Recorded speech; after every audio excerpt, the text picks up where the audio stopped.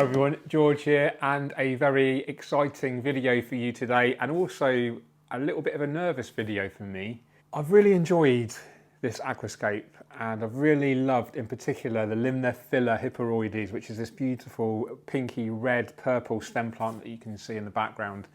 It's started to grow out of the surface now, and it needs a really good trim. I've been putting it off for probably over a week or so now, and I've been a little bit nervous about trimming it because I do like it so much, and when you trim a plant right back, the Aquascape looks nowhere near as good as it did. So you have to go through this kind of transitional period from after trimming where it's looking not great, and then seeing it grow, and then hopefully it looks even better than it does right now. So this video is largely going to be focusing on the trimming of the stem plants. So before we do that, let's have a little think about why we need to trim, and then actually how we go about doing the trimming. And I'm also going to use a really cool tip that I discovered from my good German aquascaper friend Yuri's. So starting off with why we trim. Obvious reasons are the plants getting too tall. It's not so bad in a tank like this because it's open top and we can actually enjoy seeing the stem plants come out of the surface, and actually this can provide even more benefits to the aquarium because the plant's growing out of the water. It has more access to CO2 in the air, it has more access to light because it's physically nearer that light source, so it's going to grow even quicker. And the quicker a plant grows, the more nutrients it uptakes, and the less likely you're going to get algae. So trimming isn't always the best thing to do, but this is an aquascape, and the large part of the aquascape is its aesthetic value. So we need to trim to keep it aesthetically pleasing, to keep it in check, to stop it looking too chaotic. There are other potential downfalls to not trimming your plants and having too much plant mass in the aquarium. So what can happen is the sheer density of those plants right now is actually preventing a lot of the circulation around the aquarium. And poor circulation can lead to poor plant growth, poor CO2 distribution, poor nutrient distribution, and just general kind of lack of oxygen in certain areas, etc., which in the long term can lead to a poorly system. So it is important to keep the plants trimmed in terms of this circulation pattern as well. So we've talked about why we need to trim the stems. Now let's discuss how we're going to trim them. So I have to give a special mention to my friend Yuri's for his pro tip video using a dry wipe marker. We physically mark on the glass the shape which we want to obtain by trimming the stems. So in my case, I'm going to create a mound or island style. So we'll start off with the stems further down here, reaching its peak in the center and then dipping down again on the left hand side. So we literally just draw on the glass. It's dry wipe, so it'll wipe off no problem.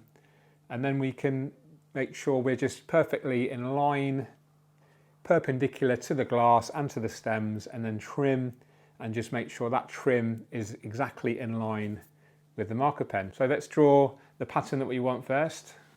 Okay, so I get my marker and then I just draw literally the shape that I want to create with the stems.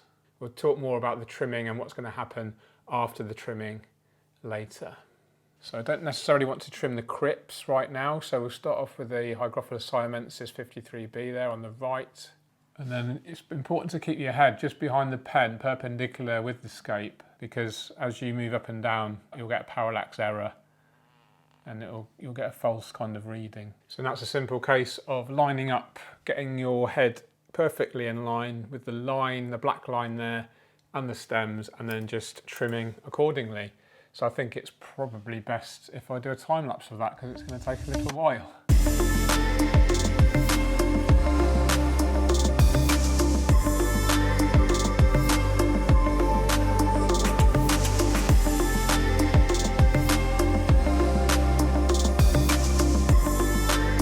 Once we've trimmed the stems, it's really important to do a large water change because the action of trimming the stems, moving all the plants around, this is going to dislodge lots of organic waste into the water, and that can potentially trigger algae.